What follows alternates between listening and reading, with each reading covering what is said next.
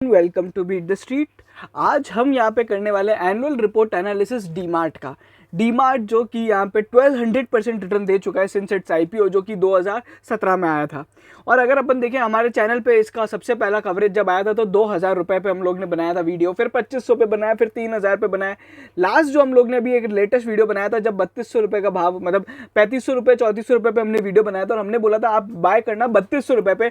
और अभी अगर आप देखोगे 3200 रुपये से लगभग यहाँ पे 3900 रुपीज़ का आज हाई बनाया है।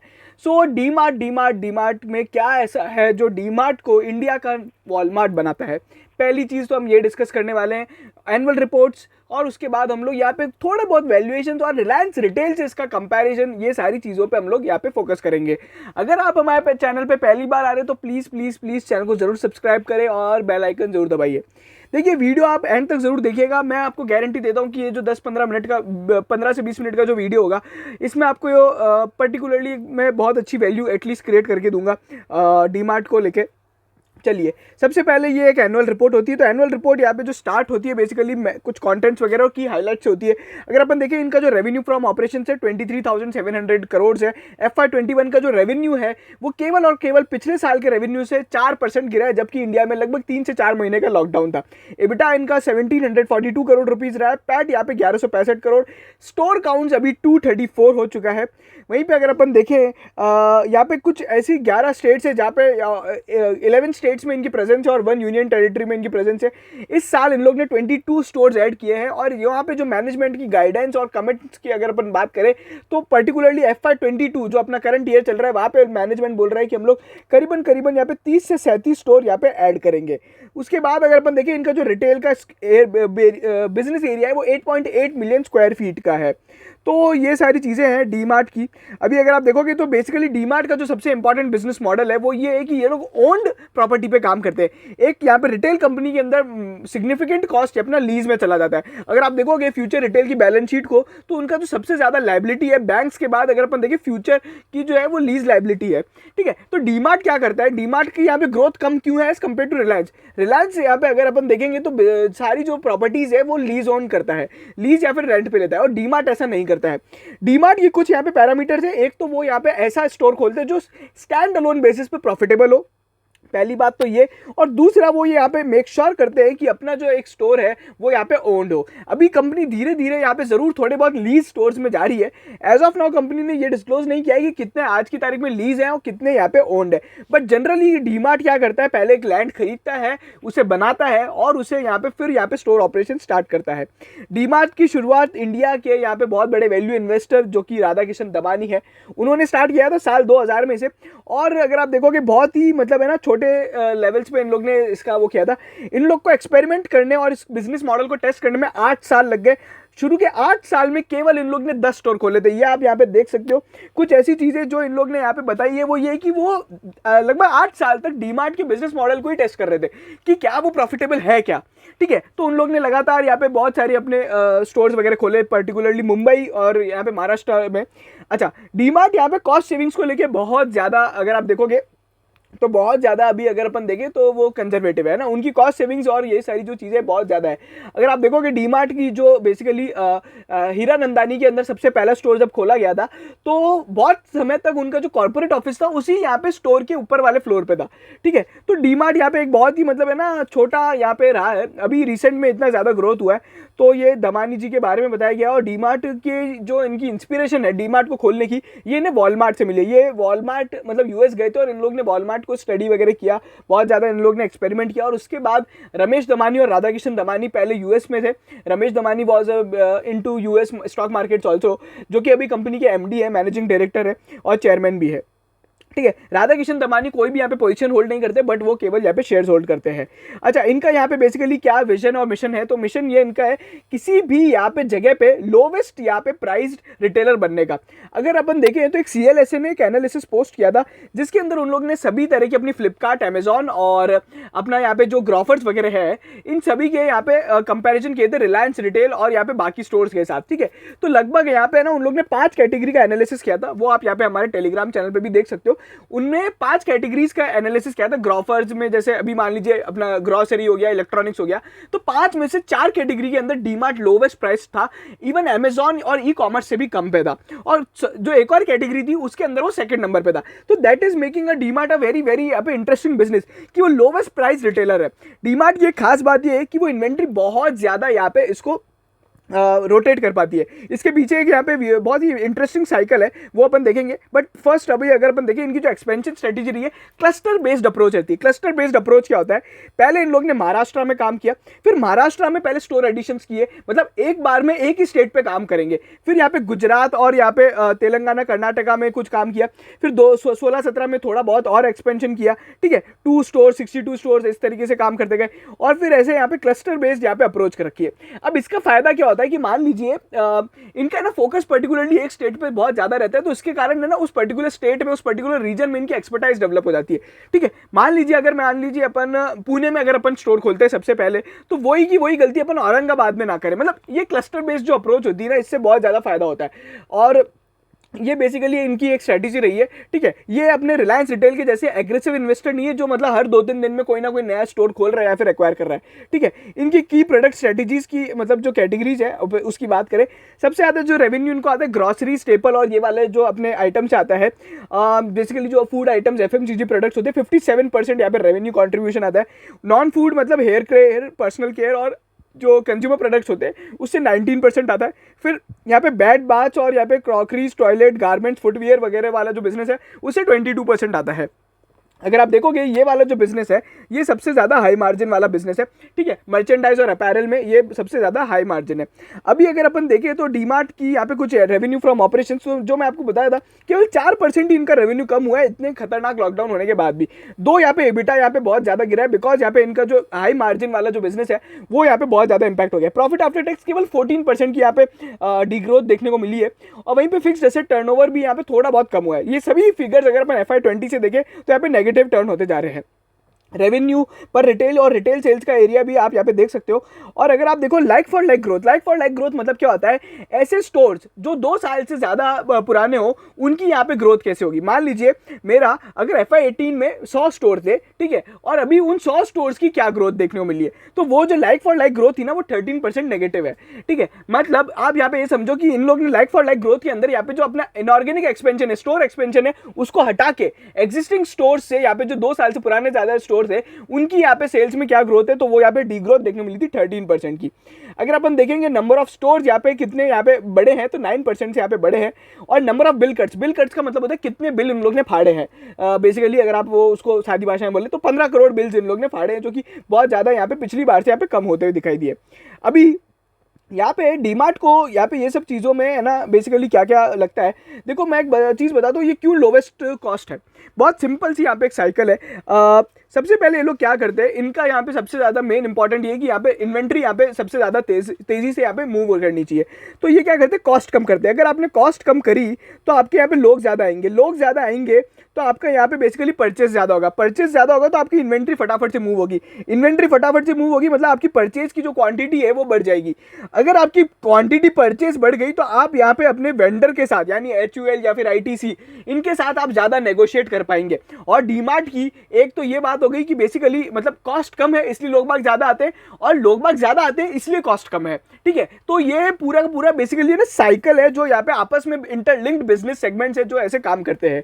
अभी एक और जो चीज़ यहाँ पे डीमार्ट के अंदर काम करती है कि डीमार्ट की लिक्विडिटी पोजीशन पूरी की पूरी रिटेल इंडस्ट्री में सबसे ज़्यादा स्ट्रांग है। अगर अपन रिलायंस को हटा दे तो ट्रेंड या फिर अगर अपन टाइटन वगैरह या फिर किसी भी फ्यूचर रिटेल या फिर वी-मार्ट से कंपेयर करें तो उनकी यहाँ पे बेसिकली लाइबिलिटीज बहुत ज़्यादा होती है। डी-मार्ट की लिक्विडिटी बहुत ज़्यादा स्ट्रांग है, इसलिए वो वेंडर्स को बहुत जल्दी पैसा दे पाती है। और इसके कारण क्या होता है, वेंडर्स इनको यहाँ पे कैश डिस्काउंट देते हैं, तो जो यहाँ पे इनके पूरे बिजनेस में बहुत ज़्यादा यहाँ पे इंपैक्टफुल होता है।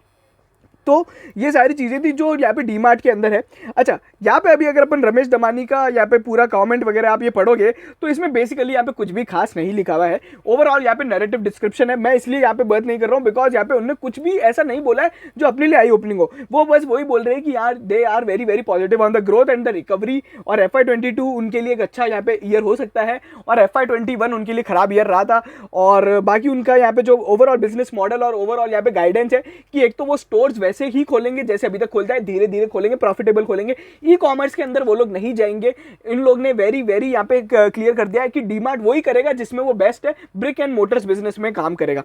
और ये पूरी की पूरी स्ट्रेटेजी भी बिल्कुल वॉलमार्ट की है। जब अपन डीमार्ट वर्सेस वॉलमार्ट में देखेंगे, सस्टेनेबिलिटी की बात करें तो डीमार्ट के बहुत सारे जो इनके स्टोर्स हैं, एक तो ये आउटर एरिया में होते हैं और बहुत बड़े होते हैं ताकि सारी चीज़ें इनको एक ही जगह मिल जाए। अच्छा, यहाँ पे बाकी सब कंपनीज की जैसे इन लोग के पास ज़्यादा तरह के स्टोर टाइप्स नहीं है। एक तो ये बड़ा वाला स्टोर टाइप होता है, एक यहाँ पे फुलफिलमेंट सेंटर टाइप कुछ होता है जहाँ पे आपको बेसिकली ग्रॉसरी प्रोडक्ट्स वगैरह मिल जाएंगे। तो उस तरीके का यहाँ पे इनका काम होता है, ठीक है। तो डीमार्ट के यहाँ पे ये सारी चीज़ें हो गई है। अच्छा, बाकी है इन लोग ने बहुत ज़्यादा काम किया है, एनर्जी एफिशिएंसी, ग्रीन वगैरह, एलईडी वगैरह लाइट्स लगाई है और सीएसआर वगैरह करते हैं। अच्छा, इनके जो बेसिकली सीईओ है नविल, ये यहाँ पे इंडिया के रिचेस्ट नॉन प्रमोटर सीईओ है बिकॉज इनके पास सबसे ज़्यादा स्टॉक्स है। इनकी सैलरी तो ज़्यादा नहीं है, मतलब 4 करोड़ के लगभग है।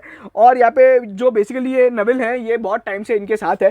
सो रमेश दमानी, नविल और यहाँ पे रमाकांत बायती करके जो इनके सीएफओ है, तो जो कि बेसिकली यहाँ पे जो मैनेजमेंट है वो बहुत ज़्यादा इंटैक्ट है और बहुत समय से यहाँ पे इनके साथ काम कर रहा है, ठीक है। तो ओवरऑल यहाँ पे इसके अंदर छोटे मोटे लेवल्स पे यहाँ पे जरूर चर्न रेट देखने को मिला है कि थोड़े टाइम पहले इन लोग के जो रिटेल स्टोर्स के ऑपरेशन के सीईओ होते हैं उनने रिजाइन वगैरह किया था। That is very very different thing. Main अपना सीईओ, सीएफओ और यहाँ पे जो मैनेजिंग डायरेक्टर है और जो चेयरमैन है उस पर अपना यहाँ पे रहेगा। मैनेजमेंट डिस्कशन एनालिसिस एक और पार्ट होता है जो सबसे ज़्यादा इंपॉर्टेंट होता है एनालिसिस के अंदर। अगर आप देखोगे यहाँ पे सबसे पहले कंपनी क्या देती है, सबसे पहले आपको इकोनॉमी का आउटलुक दिया जाता है। इकोनॉमी के आउटलुक में क्या बोला जा रहा है, FY21 यहाँ पे खराब ईयर था, FY22 एक बहुत ही अच्छा ईयर होगा, ठीक है। उसके बाद यहाँ पे इंडस्ट्री का ओवरव्यू है। इंडस्ट्री के ओवरव्यू में आप क्या देख सकते हो, बेसिकली ओवरऑल सेल्स यहाँ पे जो यहाँ पे क्या है, अगर अपन देखेंगे ओवरऑल जो इंडस्ट्री है वो यहाँ पे पिछले साल 10 से 13% से यहाँ पे डीग्रोथ हुई है। और वही डीमार्ट अगर अपन देखें 10 से 13% से अगर डीग्रोथ हुई है पूरी इंडस्ट्री, बट डीमार्ट की जो डीग्रोथ है वो केवल 4% की है। तो they are beating the industry, ठीक है। उसके बाद अगर अपन देखें ओवरऑल यहाँ पे जो ब्रिक एंड मोटर बिजनेस है वो यहाँ पे जो यहाँ पे कितनी उसकी ग्रोथ है, तो यहाँ पे अगर अपन देखेंगे तो यहाँ पे ग्रोथ जो एक्सपेक्ट की जा रही है मतलब आने वाले सालों में वो लगभग है ना 15% से 20% CAGR की यहाँ पे रिटेल इंडस्ट्री की ग्रोथ देखने को मिलेगी। वहीं पे ई कॉमर्स की इंडस्ट्री ने बहुत ज़्यादा अच्छा परफॉर्म किया था और डीमार्ट की भी खुद का जो ई कॉमर्स बिजनेस है उसने बहुत ही यहाँ पे अच्छा परफॉर्म किया है, ठीक है। अगर अपन देखिए तो इनकी जो नंबर ऑफ स्टोर्स के यहाँ पे इंडिकेटर्स वगैरह बताए हैं, दैट इज़ वेरी वेरी मतलब सबको पता है कि यहाँ पे कैसे इनकी स्टार्ट हुई है। अच्छा, फिनेंशियल परफॉर्मेंस अगर अपन देखें तो वो अपन उसको बाद में कवर करेंगे। ऑपरेटिंग प्रॉफिट मार्जिन या फिर net profit margin, interest coverage वगैरह जितनी भी चीजें हैं, ये सारी की सारी चीजें पिछले साल से यहाँ पे कम होती हुई दिखाई दी है। मैं आपको यहाँ पे अगर अपन यहाँ पे जो बात कर रहे हैं ऑपरेटिंग प्रॉफिट मार्जिन की, तो मैं आपको एक इंटरेस्टिंग एनालिसिस बता देता हूँ रिलायंस वर्सेस डीमार्ट का। तो ये क्या है, basically quarter on quarter analysis है। ये अपना रिलायंस का रेवेन्यू है, अगर बात करें तो ये रिलायंस का रेवेन्यू, ये इबिटा और ये मार्जिन्स, ये डीमार्ट का रेवेन्यू और इबिटा मार्जिन्स है। एक चीज़ जो बहुत इंटरेस्टिंग है, डीमार्ट का अगर अपन देखें तो रिलायंस का जो हाईएस्ट मार्जिन आया था, इबिटा मार्जिन 8% आया था, और डीमार्ट का जो हाईएस्ट मार्जिन आया था वो 9% आया था। अभी यहाँ पे एक इंटरेस्टिंग चीज़ क्या है कि यहाँ पे रिलायंस अब जाके आज डीमार्ट के यहाँ पे लोवेस्ट मार्जिन के आसपास आ पाया है। डीमार्ट ने जो अपना लोवेस्ट मार्जिन रजिस्टर किया था वो बेसिकली लगभग 4% का किया था। 2.84 को अपन मान लेते हैं कि एक्सेप्शनल क्वार्टर हो सकता है, बट 4% का यहाँ पे डीमार्ट ने मार्जिन यहाँ पे अटेन किया था, लोवेस्ट है जो अभी तक का।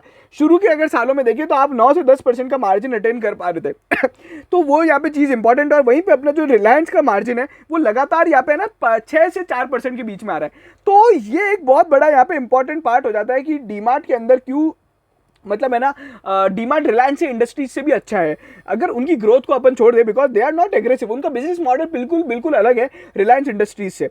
बाकी यहाँ पे कंपनी ने रिस्क एंड कंट्रोल्स बताई हैं। अभी यहाँ पे की रिस्क क्या है इनके बिजनेस के अंदर, देखो यहाँ पे एक EDLC, everyday low cost everyday लो प्राइस वाली जो स्ट्रेटेजी है, अगर ये लोग यहाँ पे सर्व नहीं कर पाए, इनका अगर प्रोडक्ट सबसे सस्ता नहीं निकला तो यहाँ पे ये मार्केट लूज कर देंगे। कोविड-19 और वहीं पे अगर अपन देखें एम्प्लॉयज वगैरह, तो ये सारी चीज़ें अगर हम लोग रियल एस्टेट में अच्छी अपॉर्चुनिटी नहीं ढूंढ पाए तो इनका यहाँ पे एक्सपेंशन रुक जाएगा।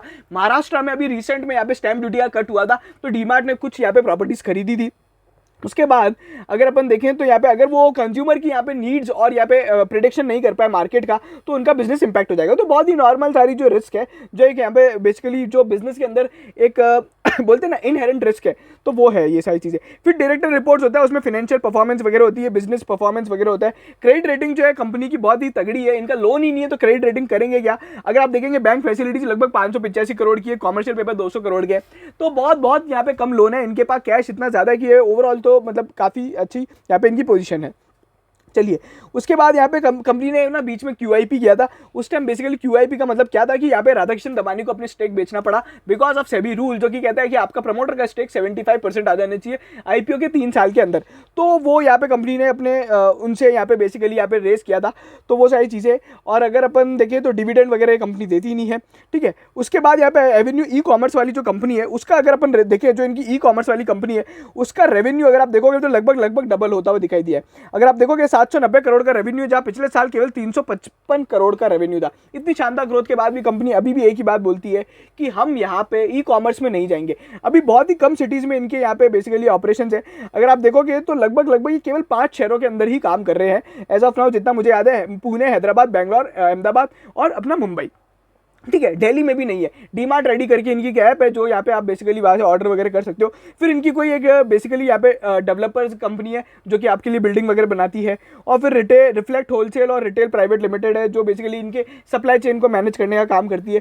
सो कुछ यहाँ पे 2-3 कंपनीज है जो यहाँ पे ये सब काम करती है। फूड प्लाजा एक कंपनी है, एवेन्यू फूड प्लाजा, जहाँ पे आप मतलब अगर आप देखो कि डीमार्ट के स्टोर्स में आपको है ना बहुत सारी चीज़ें मिलती है, पॉपकॉर्न और आइसक्रीम बने बनाए फूड्स, तो वो फूड प्लाजा वाला वो कंपनी है।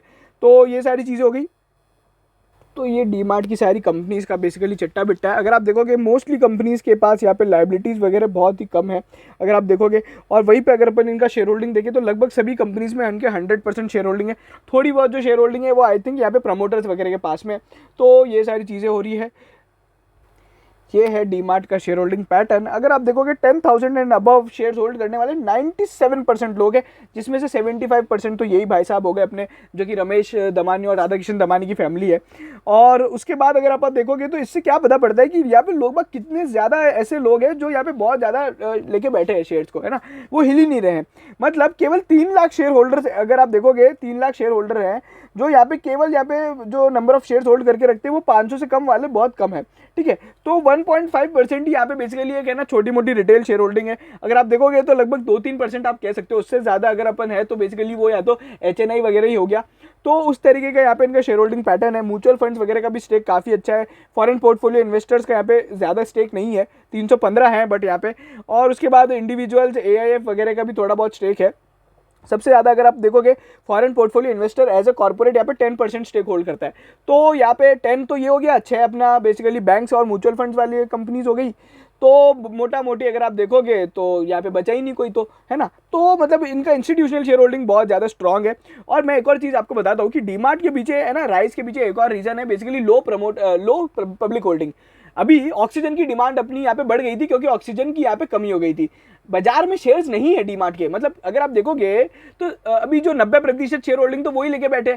अब बाजार में यहाँ पे अगर शेयर कम होंगे तो भाव यहाँ पे बढ़ेगा ना, that is very very important कि डीमार्ट के पीछे यहाँ पे यूफोरिया यहाँ पे शेयर्स का भी होता है। इस तरह का अपन ने पैटर्न रुचि सोया में और आलोक इंडस्ट्रीज और किसी भी तरह की IBC और ऑर्चिड फार्मा जैसी कंपनीज में देखा था, जहाँ पे लो प्रमोटर होल्डिंग होने के लो पब्लिक होल्डिंग होने के कारण यहाँ पे शेयर ज़्यादा तेजी से भागता था, ठीक है। तो ये बेसिकली यहाँ पे रहता है। तो ये सब चीज़ें हो गई। अब मैं फटाफट से आपको कैश फ्लो स्टेटमेंट की हाईलाइट दे दूं। सबसे बड़ी हाईलाइट क्या है? सबसे बड़ी हाईलाइट तो एक तो देखो, अगर आप देखोगे तो इनका जो net cash flow from operations था वो यहाँ पे पिछले साल से बढ़ा है। और इन्वेस्टिंग के अंदर इन लोग ने 2000 करोड़ रुपए लगभग इस बार मतलब यहाँ पे अगर आप देखेंगे 1155 करोड़ रुपए लगभग यहाँ पे इन लोग ने यूज़ किया है बेसिकली अपने एक्सपेंशन के लिए, जो कि एक बहुत ही इंपॉर्टेंट क्राइटेरिया होता है आप कैसे यहाँ पे कंपनी के एक्सपेंशन को ट्रैक करते हो। तो ये तो स्टैंड अलोन का डेटा था। अगर अपन यहाँ पे कंसोलिडेटेड में भी लगभग इतना ही है। तो ये सारी चीज़ हो गई। फिर इनका यहाँ पे इनकम स्टेटमेंट वगैरह आप देख सकते हो। बैलेंस शीट में अगर अपन देखेंगे तो कोई खास अपने को यहाँ पे लाइबिलिटीज़ वगैरह नहीं दिखेगी, ठीक है। तो डेब्ट टू इक्विटी में यहाँ पे बहुत ही कम है। तो ये मोटा मोटी यहाँ पे है ना डीमार्ट का ये चिट्टा बिट्टा हो गया है। तो यही सारी चीज़ें होती है जो आप एनुअल रिपोर्ट में देख सकते हो। उसके बाद ये कंपनी का बेसिकली कॉर्पोरेट प्रेजेंटेशन है, जहाँ पे आप यहाँ पे ये कंपनी ने बहुत तरह तरह की चीज़ों का एनालिसिस किया है। तो यहाँ पे एक इबिटा मार्जिन वगैरह अगर आप देखोगे तो अभी यहाँ पे डीमार्ट का जो इबिटा मार्जिन है 7.22 है FY21 के लिए। पैट मार्जिन अगर आप देखोगे 4.52% है। तो ये सारी चीज़ें यहाँ पे ये बेसिकली यहाँ पे थोड़ा अच्छा फॉर्मेट में दे रखा है कॉर्पोरेट प्रेजेंटेशन। तो ये आप देख सकते हो रिटर्न ऑन नेटवर्थ वगैरह, मैंने आपको बताया सारे फिनेंशियल यहाँ पे रेशियोज हिल गए थे बिकॉज ऑफ कोविड-19। तो ये मोटा मोटी यहाँ पे चीज़ें हैं। स्टोर एडिशंस अगर आप देखोगे तो लगभग यहाँ पे 22 स्टोर ऐड किए हैं और इस तरीके से इनका यहाँ पे क्लस्टर बेस्ड अप्रोच रहा है। पहला स्टोर महाराष्ट्र में खोला था जो कि यहाँ पे हीरानंदानी में था। Food, FMCG, general merchandise, apparel, 2 तरह के बिजनेस है। तो ये बेसिकली सारा अपना हो गया है। अब अपन बात करते हैं what makes DMart a Walmart. ये एक बहुत ही इंटरेस्टिंग यहाँ पे अगर आप देखोगे अपने टेलीग्राम चैनल पे भी आपको मिल जाएगी DMart 100 bagger story. IDBI capital की एक बहुत पुरानी, मतलब ज़्यादा पुरानी नहीं है, थोड़े टाइम पहले 2-3 महीने पहले एक रिपोर्ट आई थी। वो क्या बोल रहे हैं कि डीमार्ट अगले 25 साल में, अगले 25 ईयर, तो 25 साल में यहाँ पे वो बोल रहे हैं कि डीमार्ट 100 बैगर हो जाएगा। 100 बैगर मतलब 100x हो जाएगा। अभी डीमार्ट ऑलरेडी अगर अपन देखेंगे तो 6 to 7 मतलब 10x तो हो चुका है। It is already a 10x story. अभी वो बोल रहे हैं कि यहाँ पे 90 गुना बढ़ जाएगा अपनी इशू प्राइस से। 100x मतलब यहाँ पे 300 रुपये का भाव था, तो 300 इंटू अगर आप 100 करोगे तो बेसिकली यहाँ पे जो 100 टाइम्स उसको अगर अपन कर दे तो बेसिकली 30,000 रुपीज़ का भाव होता है। तो ये उनका 25 साल का विजन है। बाकी अगर आप देखोगे तो उन लोग ने जो सारी चीज़ें बताई उसका मोटा मोटी यहाँ पे मैं रेशनल बता देता हूँ। इंडिया में एक तो क्या है कि पॉपुलेशन US से 4 गुना ज़्यादा है, ठीक है। तो वो जो ग्रोथ आएगी डीमार्ट के अंदर, जो मतलब अपने वॉलमार्ट के अंदर जो इनिशियल ग्रोथ थी ना, उससे भी ज़्यादा आने वाली है। और इसी तरीके से बेसिकली इस रिपोर्ट में बताया गया है। मैं फटाफट से क्विकली गो थ्रू कर देता हूँ। अगर आपको थोड़े बहुत चार्ज भी बता दूँ तो ये वॉलमार्ट की बेसिकली यहाँ पे पैट और उसकी ग्रोथ है जो यहाँ पे अपने इनिशियल ईयर्स में थी, ठीक है। और डीमार्ट मतलब अगर अपन देखें वॉलमार्ट को लगभग यहाँ पे 13 साल लग गए थे है ना 100 टाइम्स बनने के, और यहाँ पे डीमार्ट के लिए ही वो तो बोल रहे हैं कि मतलब है ना 25 साल लगेंगे। तो that is very very conservative, ठीक है। तो वो कंजर्वेटिव एक अपना एक्सपेक्टेशंस बता रहे हैं। और यहाँ पे कंपनी ने एक डीमार्ट के नंबर ऑफ स्टोर्स, तो अगर आप देखोगे वॉलमार्ट का जो ट्रेंड था नेटवर्क और स्टोर्स खोलने का, वो यहाँ पे डीमार्ट आज कहाँ पे, और मतलब वो उसने ये कंपेयर किया कि डीमार्ट जहाँ 1979 में, वॉलमार्ट जहाँ पे 1979 में था, आज डीमार्ट वहाँ पे खड़ा है। तो उस तरीके से यहाँ पे अगर अपन देखें इस रिपोर्ट के हिसाब से ये बोला जा रहा है कि अगले 25 साल में 10,000 स्टोर्स होंगे डीमार्ट के। और वहीं पे अगर आप देखोगे तो डीमार्ट की और रेवेन्यू ग्रोथ जो है और वॉलमार्ट की रेवेन्यू ग्रोथ बिल्कुल बिल्कुल लगभग बराबर है। शुरू के ईयर्स में आपको ग्रोथ ज़्यादा दिखेगी और यहाँ पे पी रेशो भी हाई होगा, ठीक है। यही सारी चीज़ें। और डीमार्ट और वॉलमार्ट की एक जो चीज़ थी वो यहाँ पे एकदम सिमिलर थी। वो ये थी कि बेसिकली उन लोग ने कभी ई-कॉमर्स में यहाँ पे जाने का सोचा ही नहीं। वॉलमार्ट ने तो अब आके यहाँ पे फ्लिपकार्ट को एक्वायर किया है, बट उनका जो ई-कॉमर्स का बिजनेस था वो इतना ज़्यादा नहीं था, ठीक है। अगर आप देखोगे तो ये बहुत ही इंटरेस्टिंग चार्ट एक और होता है। वो ये बोल रहे हैं कि यहाँ पे कितने साल अगर अपन देखेंगे, how many bagger DMart can become in next 25 years, 25 साल में कितना हो जाएगा। तो यहाँ पे बेसिकली क्या बताया कि नेट प्रॉफिट मार्जिन अगर इतना रहा, मतलब 7% रहा, तो 90 गुना हो जाएगा, 90 टाइम्स हो जाएगा डीमार्ट अगले 25 साल में। अगर अपन देखें तो 33x हो जाएगा, अगर अपन मतलब हो जाए 119 टाइम्स हो जाएगा अगर आप देखते हो। तो इस तरीके से यहाँ पे बताया गया है। ये पी मल्टीपल है और यहाँ पे हाउ मैनी टाइम्स बैगर है। तो इस तरीके से यहाँ पे चार्ट को समझाया गया है। Net profit margin P multiple क्या लिया गया है, 25, 33 और 40 का पी मल्टीपल रहा है। अभी अगर अपन डीमार्ट का पी देखें तो लगभग है ना 150 प्लस पी चल रहा है, ठीक है। वो यहाँ पे कोविड-19 के कारण बहुत ज़्यादा यहाँ पे उनका पी तो हर्ट हो ही है। और यहाँ पे बहुत सारी चीज़ें, उनका जो CEO जो था और यहाँ पे जो नवल नोरान है उसमें भी बहुत सारी चीज़ें कॉमन बताई गई है, ठीक है। तो कस्टमर्स यहाँ पे एक जो चीज़ है कि यहाँ पे कस्टमर इज द किंग, तो यही यहाँ पे डीमार्ट की वो रही है कि यहाँ पे पूछा गया था कि सैम वॉल्टन को कौन निकाल सकता है, तो बेसिकली कस्टमर निकाल सकता है। तो ये पूरी रिपोर्ट में इस तरीके से यहाँ पे किया गया था। डीमार्ट ने अभी भी अपने टेक्नोलॉजी पे इतना काम नहीं किया है। टेक्नोलॉजी का मतलब क्या हुआ कि आप कैसे कैसे फास्ट यहाँ पे स्टोर्स में काम करें। जैसे अभी उनकी एक बेसिकली थी स्कैन एंड गो, जहाँ पे आप क्या करो, बेसिकली आपका सामान लिया, आप स्कैन करो और यहाँ पे पे कर दो, ठीक है। आपको काउंटर पे जाने की जरूरत ही नहीं, बेसिकली टोटली ऑटोमेटेड प्रोसेस। तो डीमार्ट के अंदर अभी भी वो सारी चीज़ें जो देखने को मिल सकती है। तो ये सारी चीज़ें जो मतलब आपको ओवरऑल यहाँ पे आपको क्या करना है कि आपको जो रिटेल ऑपरेशंस है, एक कस्टमर को यहाँ पे कम से कम समय लगना चाहिए उसकी शॉपिंग एक्सपीरियंस में, बिकॉज यही अभी सबसे बड़ा यहाँ पे की यहाँ पे हो जाता है। बिकॉज अपना जो ऑनलाइन शॉपिंग है वो तो एकदम फटाफट हो जाता है। अब यहाँ पे डीमार्ट को उतना काम करना पड़ेगा कि कैसे अपन ब्रिक एंड मोटर का यहाँ पे शॉपिंग एक्सपीरियंस भी लोगों के लिए यहाँ पे बहुत यहाँ पे कम समय में कर पाए, ठीक है। तो वो सारी चीज़ें हैं। और बाकी इनका जो डिस्काउंट स्टोर वगैरह, इनका जो एवरेज स्टोर साइज़ है अगर आप देखोगे तो शुरू के सालों में यहाँ पे 50,000 स्क्वायर फीट का रहा था, जो कि आज भी डीमार्ट का 50,000 स्क्वायर फीट का है, ठीक है। तो इस तरीके से यहाँ पे दिया जा रहा है और वो सब चीज़ें हैं। और इस रिपोर्ट में और भी बहुत सारी चीज़ें आपको मिल सकती हैं, और ये डीमार्ट की ई कॉमर्स इवोल्यूशन है। और अगर अपन देखें तो वो सब चीज़ें पीयर कंपैरिजन, मैं आपको क्या बोल रहा हूँ, पीयर कंपैरिजन क्या करोगे, यहाँ पे डीमार्ट एक ऐसा स्टॉक है जिसको हर भाव पे लोगों ने बोला था ये महंगा है, इसका पी हाई है, इसमें ग्रोथ नहीं है, ठीक है। बट इस बिजनेस मॉडल को ऐसे नहीं देखा जाता। ये बिजनेस मॉडल आप कंपनी के आउटलुक को समझो, कंपनी की स्ट्रेटेजी को समझोगे तो आपको यहाँ पे काम आएगा। मेन क्या होता है, एबिटा मार्जिन, जो यहाँ पे सबसे ज़्यादा इंपॉर्टेंट है। वो इतना कुछ करने के बाद भी ई कॉमर्स में नहीं आ रहे हैं, और फिर भी वो सबसे सस्ते हैं, और फिर भी उनकी एक अच्छी खासी रेवेन्यू ग्रोथ आ जाती है, और फिर भी उनकी एक अच्छी खासी प्रॉफिटेबिलिटी आ जाती है। तो दिस इज यहाँ पे अपना ये डीमार्ट का एनालिसिस है, ठीक है। अभी अगर अपन बात करें किसी ने यहाँ पे अपॉर्चुनिटी को मिस आउट कर दिया है, उन्हें क्या करना चाहिए, मेरा क्या ओपिनियन है। देखो, मैं एक वो आदमी हूँ जो डीमार्ट को अपने आईपीओ के टाइम से होल्ड कर रहा हूँ, ठीक है।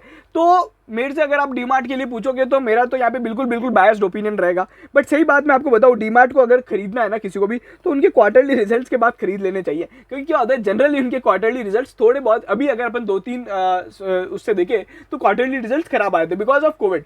और जनरली देखा गया है कि यहाँ पे डीमार्ट का शेयर थोड़ा बहुत क्वार्टरली रिजल्ट्स के बाद थोड़ा बहुत यहाँ पे है ना एक बार ठंडा पड़ जाता है, और क्वार्टरली रिजल्ट से पहले यहाँ पे थोड़ा बहुत रनअप दिखाता है। तो अभी जो रनअप दिखा रहा है क्वार्टरली रिजल्ट से पहले का रनअप है। मिनिमम डाउनसाइड जो स्टॉक में देखी गई है मैक्सिमम, अभी अगर आप देखोगे तो कोविड की जो फर्स्ट और सेकंड वेव थी उसके टाइम पे जो देखी गई थी वो 500 से 600 रुपए की देखी गई थी, ठीक है। मतलब आज जो अगर 3,900 का भाव है, उससे अगर मेरे लिए 500-600 रुपए भी नीचे आ गया तो मुझे कुछ फर्क नहीं पड़ेगा। यहाँ पे जिन लोगों ने 3,000 रुपए से कम के भाव पे होल्ड कर रखा है, तो उन्हें तो यहाँ पे डीमार्ट के बारे में कुछ सोचना ही नहीं है, उन्हें कोई रिस्क नहीं है। डीमार्ट यहाँ पे 500-600 रुपए ऊपर नीचे बिल्कुल बिल्कुल हो सकता है, 200-300 तो कोई बड़ी बात है नहीं। अभी it is a buy on every dip. मैं आपको क्या सही लेवल्स बताऊंगा, तो सही लेवल्स क्या है, जब अगर ये स्टॉक 3700 रुपए के नीचे आ जाए तो आप इसे बाय कर लीजिए, ठीक है। और ये आप यहाँ पे कर सकते हो। और दूसरा, हमेशा स्टैगर्ड बाइंग करो। देखो, डीमार्ट इतना महंगा शेयर है, इतना बड़ा शेयर है, अभी यहाँ पे सारी क्वांटिटी एक साथ नहीं खरीदनी है। मान लीजिए 100 शेयर खरीदने, तो अगर आप 100 शेयर 3900 पे ले लोगे और कल को यहाँ पे 3700 रुपए हो गया, तो आपको सीधा सीधा 200 × 100 यहाँ पे 20,000 का नुकसान। अपने को कुछ नहीं करना है, 3900 पे शेयर ले लो, मान लो 1 या 5 ले लिए। अब क्या करो आप, देखो अगर यहाँ पे भाव 4,000 हो गया तो अपने को बहुत बढ़िया यार, अपन ने 100 शेयर इंटू 10 1,000 रुपए बना लिए, थोड़ा और ऐड कर लो। और अगर मान लीजिए 3900 से नीचे चला गया, 3800 3700 चला गया, तो अपन ऐड कर लो। ओवरऑल घूम फिर के कंपनी में तो कोई प्रॉब्लम है नहीं। देखिए, मैं यहाँ पे कहता हूँ कि अभी अंडर वैल्यूड स्टॉक नहीं है, और यहाँ पे कंप्लीटली ये फेयर वैल्यूड स्टॉक है। जितनी वैल्यूएशन यहाँ पे वॉलमार्ट की हुआ करती थी, उतनी यहाँ पे आज डीमार्ट की हो चुकी है।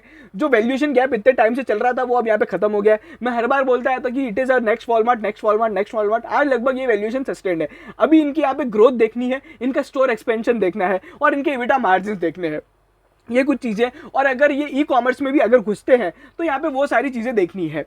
अभी यहाँ पे एक और जो चीज़ हो सकती है कि आपको यहाँ पे ना बेसिकली अभी हाई पी तो है ही, टारगेट क्या रहेंगे, सबसे इंपॉर्टेंट बात है टारगेट क्या रहेंगे। देखो, डीमार्ट को अगर अब आप देखो कंसिस्टेंट वेल्थ क्रिएट करता रहा है, ठीक है, तो आप यहाँ पे 20-25% का एक यहाँ पे मान के चलो कि आपको वेल्थ क्रिएट करके देगा। मतलब दिवाली या फिर इस साल के एंड तक आपको जो यहाँ पे भाव देखने को मिल सकता है वो 4,500 रुपए तक का मिल सकता है, और नेक्स्ट 1 ईयर में आपको 5,000 रुपए तक का भाव मिल सकता है। बट यहाँ पे सबसे बड़ी प्रॉब्लम है कि अभी डीमार्ट को कुछ ऐसा करना पड़ेगा कि वो अपने फिनेंशियल्स को और यहाँ पे सुधार पाए। जितने भी फिनेंशियल रेशियोज पिछले साल बिगड़े थे, अगर वो यहाँ पे अच्छी ग्रोथ दे पाते, मान लीजिए 4% की जो रेवेन्यू डी ग्रोथ थी, अगर वो इंडस्ट्री की ग्रोथ को यहाँ पे मतलब 20 से 25%, 50% की यहाँ पे रेवेन्यू ग्रोथ दिखा पाए, तो यहाँ पे बहुत मजा आ जाएगा। बिकॉज यहाँ पे स्टोर तो एक्सपेंड हो ही रहे, तो वो सारी चीजें, तो रेवेन्यू ग्रोथ पे सबसे ज्यादा फोकस रहेगा और एबिटा मार्जिन पे भी फोकस रहेगा।